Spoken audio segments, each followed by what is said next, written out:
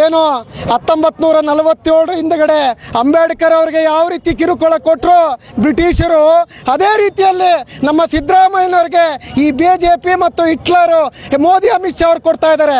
ಒಂದು ವೇಳೆ ಸಿದ್ದರಾಮಯ್ಯನವರ ತಂಟೆಗೆ ಬಂದರೆ ಕೇವಲ ನಾವು ಒಂದೇ ಅಲ್ಲ, ಇಡೀ ರಾಜ್ಯಾದ್ಯಂತ ಗಲಭೆ ರಕ್ತಪಾತ ಆದರೂ ಚಿಂತೆ ಇಲ್ಲ, ಸಿದ್ದರಾಮಯ್ಯ ನಾವು ಬಿಟ್ಕೊಡೋದಿಲ್ಲ.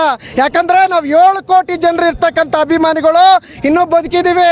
ವಿಜೇಂದ್ರ, ನೀನು ರಾಜಕೀಯ ಹಿಂಬಾಗಲಿನಿಂದ ಸರ್ಕಾರ ಮಾಡಬೇಕಂತ ಹೋಗ್ತಾ ಇದೆಯಾ. ಬಹುಶಃ ನಿನಗೆ ತಾಕತ್ತು ದಮ್ಮು ಇದ್ರೆ ಬಸವನಗೌಡ ನಿಮ್ಮದೇ ಪಾರ್ಟಿ ಆಗಿರ್ತಕ್ಕಂಥ ಬಸವನಗೌಡ ಪಾಟೀಲ್ ಯತ್ನಾಳ್ಗೆ ಉತ್ತರ ಕೊಡೋ ನೋಡ್ತೀನಿ. ಕರಿಡ್ಲಿ ಕುಮಾರಸ್ವಾಮಿ, ನಾನು ಕರಿಡ್ಲಿ ಕುಮಾರಸ್ವಾಮಿ ಅಂತಲೇ ಕರಿತೀನಿ.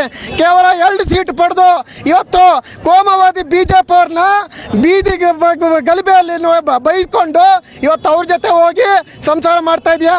ಈಗಾಗಲೇ ಇಬ್ಬರಿಗೆ ಮೋಸ ಮಾಡಿ ಇನ್ನೂ ಅನೇಕ ಹೆಣ್ಮಕ್ಳನ್ನ ಬೀದಿ ಪಾಲು ಮಾಡಿರ್ತಕ್ಕಂತಿರೋರು.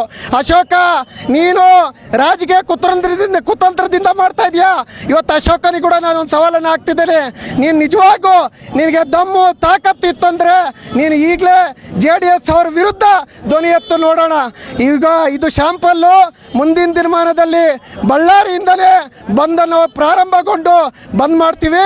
ಇಡೀ ರಾಜ್ಯಾದ್ಯಂತ ನಾವು ಬಂದ್ ಮಾಡ್ತೀವಿ ಅಂತಕ್ಕಂಥ ಮಾತನ್ನು ನಿಮ್ಮ ಮಾಧ್ಯಮದ ಮುಖಾಂತರ ನಾನು ಹೇಳಲಿಕ್ಕೆ